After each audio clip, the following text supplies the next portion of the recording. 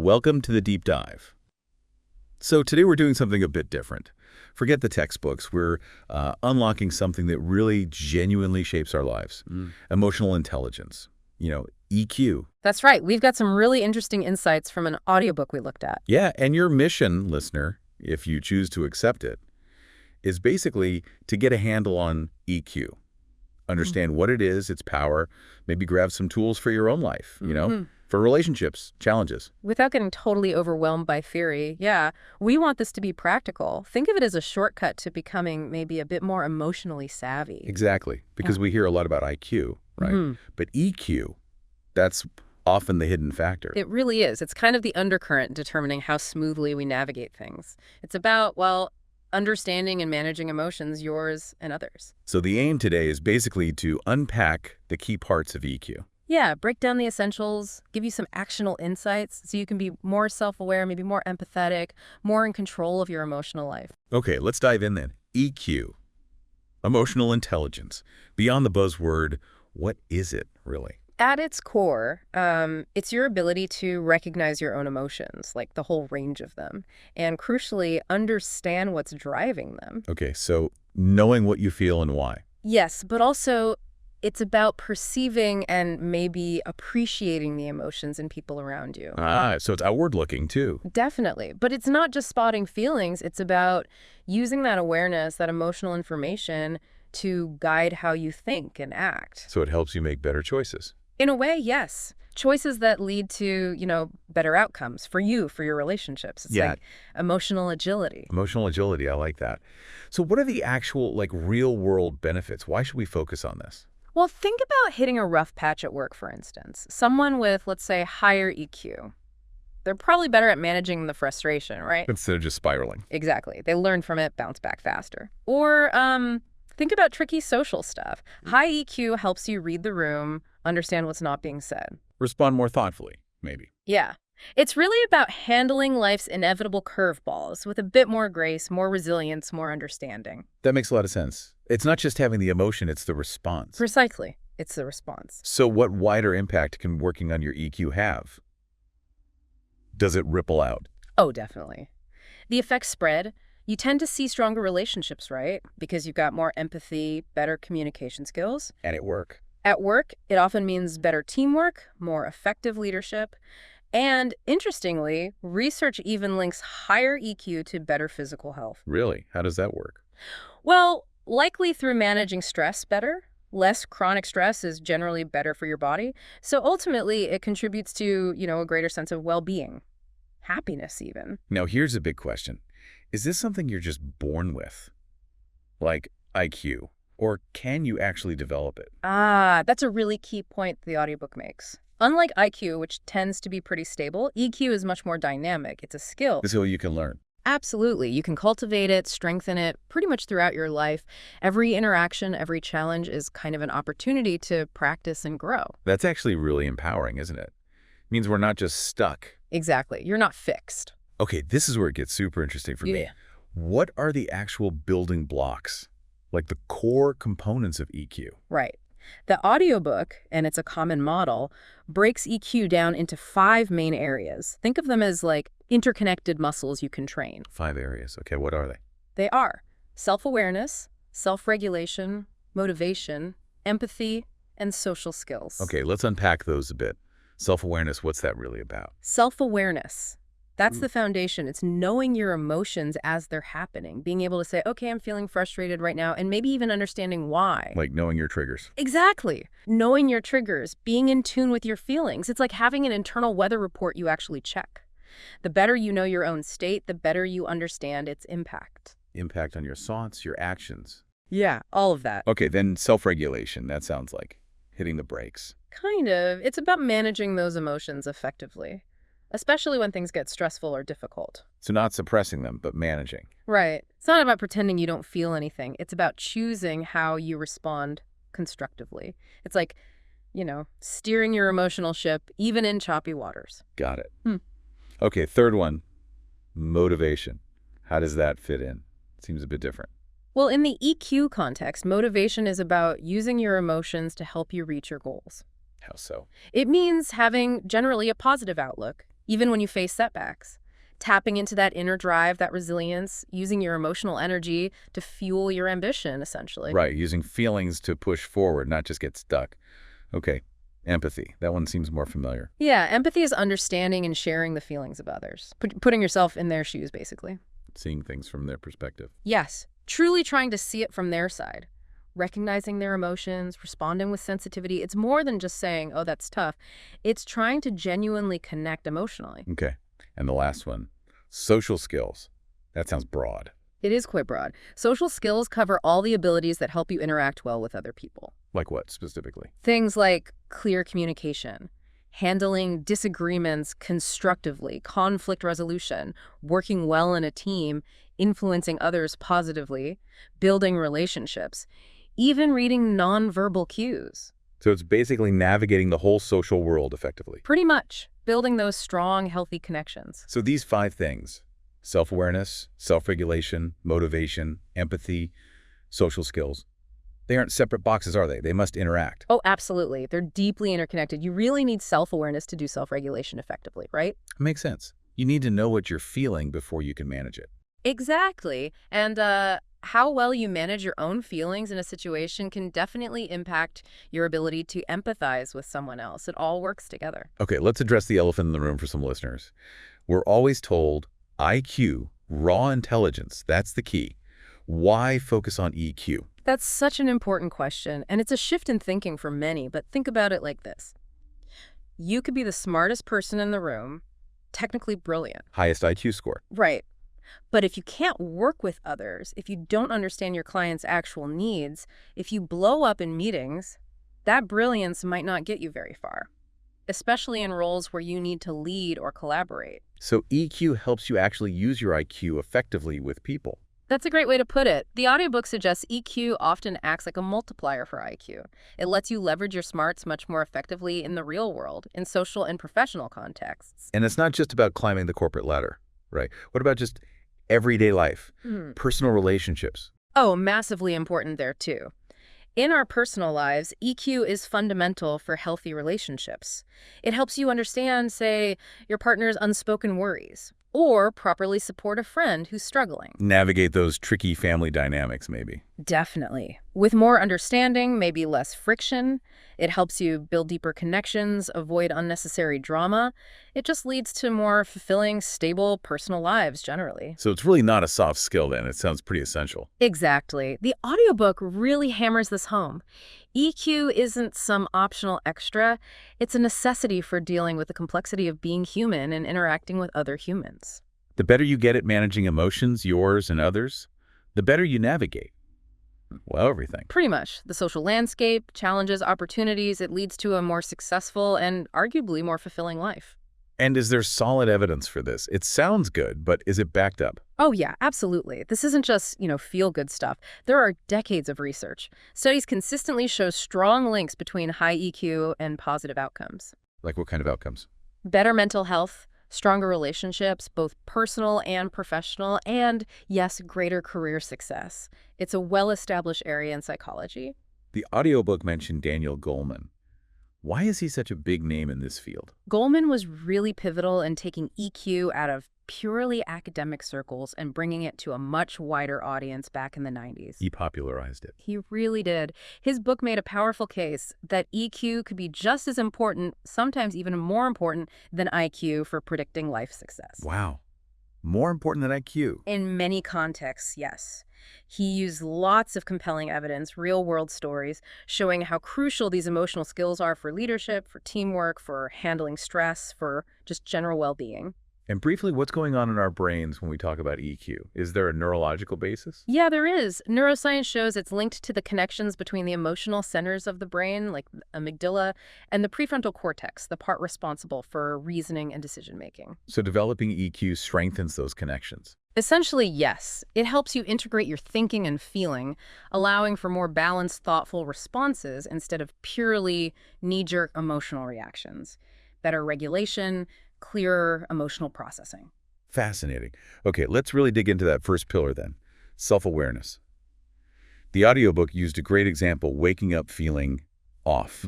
Can you walk us through that again? Right. That scenario really highlights the difference. So imagine you wake up and you've just got this vague restlessness, maybe a bit of anxiety, but you can't pin it down. Happens to all of us sometimes. Totally. Now, path one, no real self-awareness. You just let that feeling dictate your day. You're maybe irritable with your family, impatient at work, you react badly to small things. And you don't even know why you're acting like that. Exactly. Now, path two, you wake up with that same feeling, but you have some self-awareness. You pause. You actually notice it.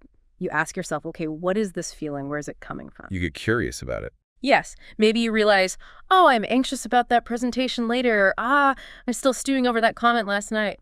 Just recognizing it gives you power. Power to choose how you proceed. Precisely.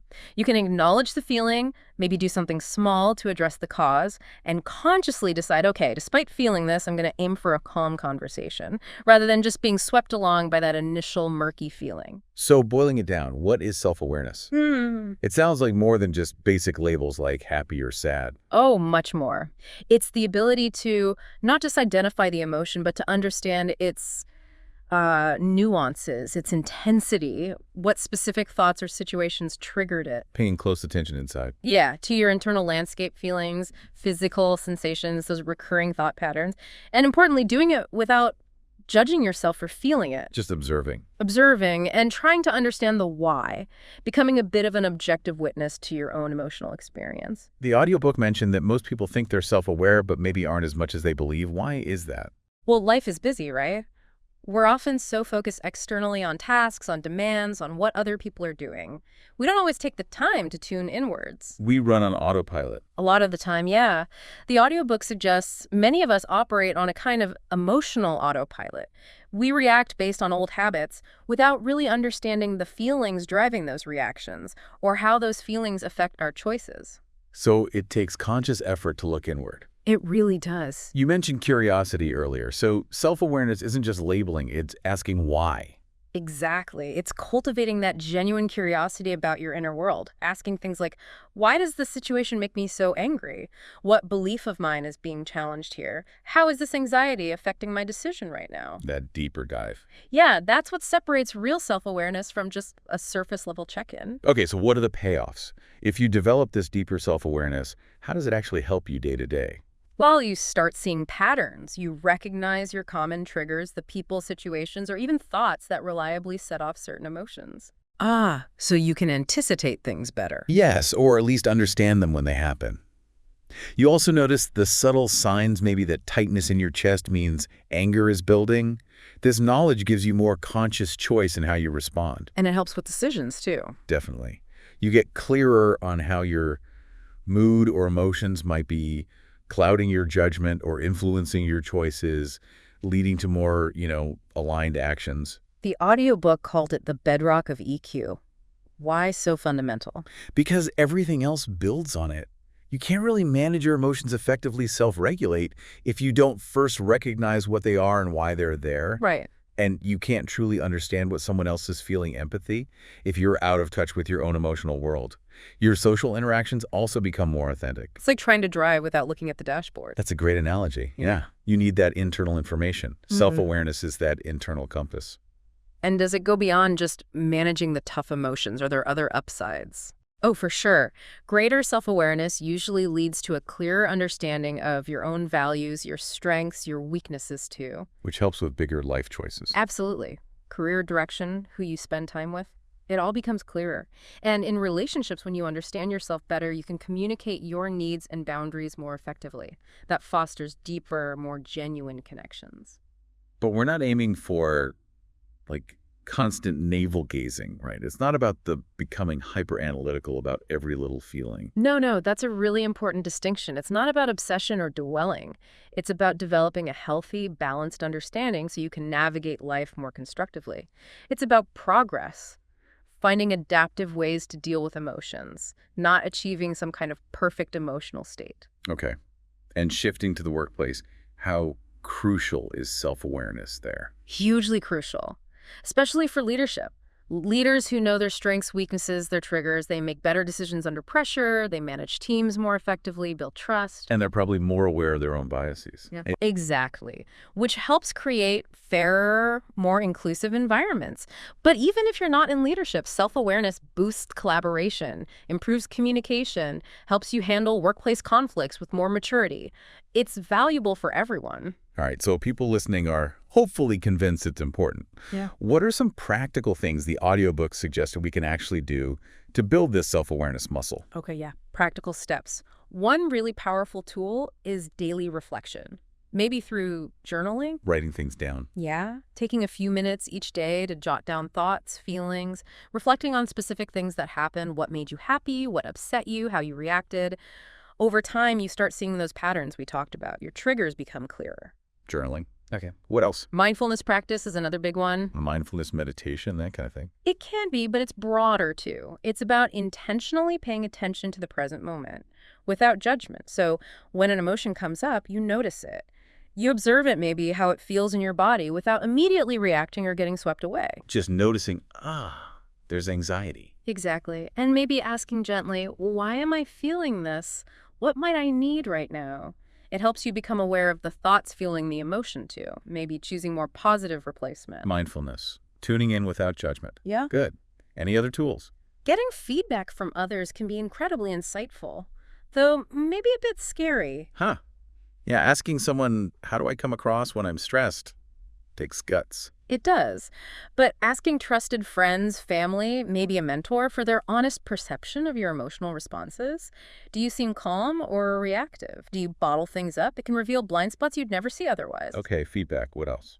The audiobook also recommended doing regular emotional check-ins during the day, like just pausing for 30 seconds and asking yourself, how am I feeling right now? Like taking your emotional temperature? Exactly. Maybe scale of 1 to 10, or Yeah. just naming the dominant feeling, tense, happy, anxious, whatever. You could set reminders or link it to existing habits when you wake up, before lunch, etc. It keeps you connected. Simple, but probably effective if you stick to it. One more. Yeah, a deeper one. Examining your core values, reflecting on what principles really guide you, what you truly stand for. How does that connect to self-awareness? Well, understanding your core values gives you a framework. You can see if your actions and emotional reactions are actually aligned with what's important to you. Living in line with your values brings authenticity, and noticing when you're not aligned often flags up important emotional information. Okay, so journaling, mindfulness, feedback, check-ins, and values. Lots to work with there. Definitely. And the core message is that self-awareness really is the gateway. It's the essential first step to managing emotions, responding better, building stronger relationships, making choices that feel right. And it's a journey, not a destination. Progress, not perfection. Exactly. It's about continuous learning and growth. Fantastic. Okay, let's transition to that second crucial piece, self-regulation. The audiobook had that great work meeting scenario. Can you paint that picture again, showing the contrast? Right, the tense meeting. So picture this. You're in a meeting, pressure's on, Yeah. someone criticizes your work maybe unfairly. Instinct kicks in, path 1, reactive self. You immediately feel defensive, angry maybe. You jump in, interrupt, argue back sharply, maybe say something you regret later. Emotions just took over. In there. Haven't we all? Now, path 2, self-regulated you. Same criticism, same initial sting of defensiveness, but instead of reacting instantly, you pause. You take that breath. That crucial pause. Yes. You feel the frustration, you acknowledge it internally, but you don't let it dictate your immediate action.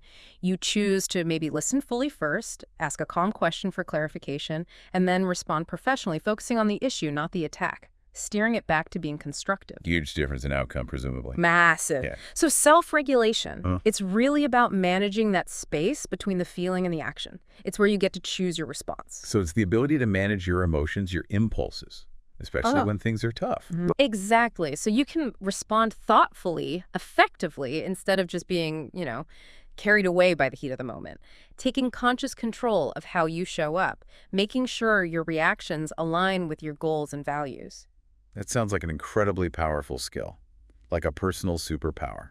It really can feel like that sometimes. It helps you stay composed when stressed, make clearer decisions because you're not just reacting, and avoid those impulsive actions that, let's face it, often cause damage. Damage to relationships, reputation. All of that. And again, the audiobook stresses this isn't something most people are just born with. It's a skill you can absolutely learn and get better at. Okay, so what's the absolute core of it? When we're self-regulating, what are we doing? At its heart, it's about managing those emotional responses when things get intense. Controlling impulses, staying calm under pressure, stopping yourself from having, say, a huge angry outburst or completely shutting down. Like putting a governor on the emotional engine. That's a good way to think of it. Preventing it from just redlining. It's consciously choosing a response that's going to serve you better in the long run, rather than just letting the immediate urge take over. The book mentioned things like snapping at people when stressed. How does self-regulation stop that? It gives you that buffer. When you feel that stress or frustration starting to build and self-awareness helps you notice it earlier, self-regulation is the toolkit you use. The toolkit to intervene. Yeah. Instead of the automatic snap, you might take a deep breath, maybe physically step away for a minute if you can, or consciously reframe the situation in your head. Okay, they're not trying to annoy me, they're just whatever it is. Those little actions create space. Space to choose a better response. Exactly. A more measured, maybe more compassionate response, which Yeah. obviously helps preserve relationships. Now, is it only about controlling the negative stuff? Like anger, frustration? What about positive emotions? That's a really interesting point the audiobook touched on. It's not just about putting a lid on negativity, it's also about managing intense positive emotions. Like extreme excitement or joy? Yeah, so they don't lead to, say, making rash promises you can't keep, or being overly impulsive, or maybe just overwhelming people with your exuberance. It's about maintaining a kind of balanced, thoughtful approach, regardless of what you're feeling. Right. But some people might argue, isn't it healthy to just let your emotions out? How does self-regulation square with that? That's a common question. And yes, expressing emotions is healthy. Self-regulation isn't about suppression or denial. It's absolutely not about pretending you don't feel things. So what is it about then? It's about being aware of the emotion and then choosing how and when to express it constructively, in a way that's respectful to yourself and others. It's the difference between thoughtful expression and just impulsive venting or reacting. Okay. The audiobook used conflict as an example. Yeah. How does self-regulation change how we handle disagreements? Massively. In a conflict, if your anger or defensiveness just takes over, things escalate fast, right? It becomes unproductive, hurtful. Relationships get damaged. Totally. Yeah. But with self-regulation, you can approach it differently. You can stay calmer. You can express your point clearly, but respectfully. You can actually listen to the other person's side. And work towards finding a solution. Yes. Instead of just getting stuck in who's right and who's wrong or blaming each other, it allows for actual problem solving. Makes sense. And back to the workplace, how vital is self-regulation there? Oh, it's absolutely critical. Think about leaders. A leader who stays calm under pressure, that inspires confidence, stability. People trust them more. And it helps with decision-making. Definitely. Making sound decisions in high-stakes situations, navigating changes, maintaining positive relationships with colleagues, clients. It's fundamental for career progress and just creating a better work environment for everyone. Okay, and outside of work, the personal benefits. Huge benefits personally. It really boosts your overall well-being, helps you manage stress, anxiety, anger much more effectively, reduces those impulsive behaviors we regret. Builds emotional stability. Yes, greater emotional equilibrium. And it really strengthens relationships. When you can respond to loved ones with more patience, more understanding, more empathy, the connection just gets deeper, more harmonious. Less drama, maybe. Hopefully less drama. All right, let's get practical again. What were some specific techniques the audiobook suggested for building these self-regulation muscles? Things the listeners can try. Okay, actionable stuff.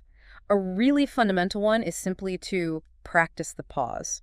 Keep coming back to that pause. Because it's so powerful. Yeah. When you feel that intense emotion surging, anger, panic, whatever, consciously stop. Just for a second. Take a deep breath. Count to 5 even. Create that space. Exactly. That tiny gap between the feeling and the potential reaction lets you assess, lets you choose a more thoughtful response instead of just blurting something out. Okay, practice the pause. Simple, but not always easy. What else? Reframing your thoughts is another big one. How we interpret a situation massively influences how we feel about it, right? Sure. The story we tell ourselves. Precisely. So consciously challenging those automatic negative thoughts, like the audiobook's traffic example. Instead of, that idiot cut me off, maybe try, okay, maybe they're rushing to an emergency. Doesn't mean you excuse bad driving, but it changes your emotional chart. Takes the heat out of it for you. Yeah. Focuses on what you can control your reaction. Exactly. It helps you stay calmer. Good one. What's next? Using grounding techniques. When you feel really overwhelmed, like emotions are just swirling, bringing your focus to physical sensations can be incredibly helpful. How does that work? Focus on the feeling of your feet flat on the floor. Notice the physical sensation of your breath going in and out. Maybe touch something textured. It pulls you out of the mental overwhelm and back into your body, into the present moment. Anchors you. Yes, gives you a sense of control back. Okay, grounding. What about more proactive strategies? Well, building that emotional awareness we talked about earlier is key for self-regulation too. Because you catch things earlier. Exactly. If you're tuned in, you recognize the early warning signs that knot in your stomach, the heat rising in your face. Noticing those lets you use your regulation techniques before the emotion gets too big to handle easily. Knowing your own signals. Makes sense. Any others? Regularly practicing general stress relief techniques. Things like meditation, deep breathing exercises, getting regular exercise. These build your overall resilience. So you're less likely to get triggered in the first place. Or at least you have more capacity to handle it when you are. A relaxed body and mind are just less prone to overreacting. It builds your baseline calm. Right, taking care of yourself generally. And a final technique. Developing a set of healthy coping strategies. This is crucial for the long term. Knowing what genuinely helps you deal with difficult emotions constructively. Like what sort of things? It varies for everyone, right? But maybe talking things through with a trusted friend, journaling, losing yourself in a hobby, going for a walk in nature, listening to music, maybe yoga. Things that actually help you process rather than just suppressing or acting out. Exactly. Building that personal toolkit of healthy ways to cope gives you positive alternatives when those tough emotions inevitably come up. So it's about having options beyond just reacting impulsively. Precisely. It's about building that toolkit, like you said, for navigating the emotional storms. Okay, so it really sounds like self-regulation is this ongoing practice using these different tools. That's exactly the message from the audiobook. It's a journey. It takes practice. But by consciously using techniques like the pause, reframing, grounding, and building your awareness and coping skills, you really can significantly improve your ability to handle challenges with more calm, more clarity, and more effectiveness. So wrapping up this part of our deep dive, it's really clear that emotional intelligence, kicking off with self-awareness, and then this crucial skill of self-regulation isn't just some abstract idea. It's learnable, it's practical. And transformative. It genuinely impacts every part of your life. By working on these, you gain more control over how you react. Which leads to better decisions, stronger relationships. And just feeling better overall, more resilient. Absolutely. Greater well-being, definitely. It helps you handle life's ups and downs much more effectively. And as we look ahead to exploring the other parts of EQ, motivation, empathy, social skills, it feels like these first two, self-awareness and self-regulation, are really the essential groundwork. They absolutely are. They're the foundation you build everything else on. Consistent practice there is key for any further emotional growth. So maybe a final thought for you, the listener, to mull over. Yeah, consider this. Think about one specific situation in your daily life where you often find yourself reacting maybe more impulsively than you'd like. We all have them. We do. Now just imagine consciously applying that simple pause we talked about in that exact situation next time it comes up. Just a breath, a moment. What difference could that make? What different, potentially more positive outcome could that tiny shift create? Based on what we've discussed about self-regulation today, what's one small change you could try to implement, starting now, to handle that situation just a little bit better next time?